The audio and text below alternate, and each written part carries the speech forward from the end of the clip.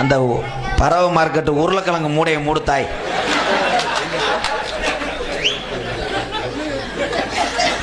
இது வேற சூம்பி போனது மாதிரி. ஏமச்சேன் சேலை சரி, தங்க கலர் ஜாக்கெட் தச்ச டெய்லர் யாரு? அது எங்க அப்பே தான். ஏலை கொஞ்சம் மனசாட்சி வேணாமாடா? ஏமாச்சான் இந்த என் தங்கச்சிக்கு என்ன பிரச்சனை? நாடகம் பார்க்குறேன் அண்ணன் தம்பிக்கெல்லாம் இன்னும் ஒரு 60 நாளைக்கு பொண்டாட்டி நினைப்பு வராதாடா? ஏதா கொஞ்சம் ஏறுத்தா, எனக்கு கிட்னி மேலே ஏறுதா.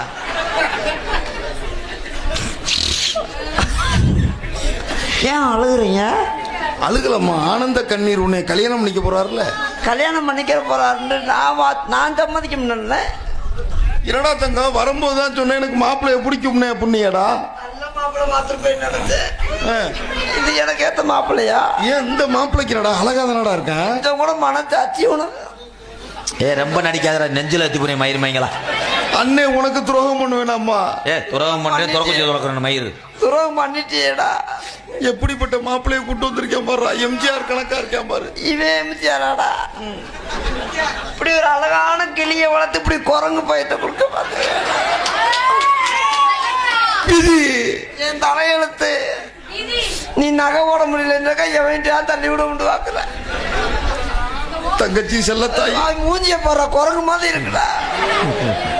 ஏன் விதிட்டா இந்த டைலாக் பூரா நான் பேசுறேன், நீங்க எப்படி முந்திக்கிறீங்களே? ஐஸ் பாய் விளையாடுறீங்களா?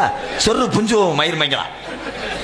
அண்ணே தயவு செய்து நான் வாழா வெட்டிய கூட பிறந்துட்டு போறேன். ஆனா ஏலே கீழே விழுந்த காய்கறி வளர்க்க கூட பறவை மார்க்கெட்டை உன்னை கூப்பிட மாட்டாங்க. அதுல எந்த காட்டு சாணி வளர்க்குற முன்ட்ட மாதிரி இருக்காண்டா.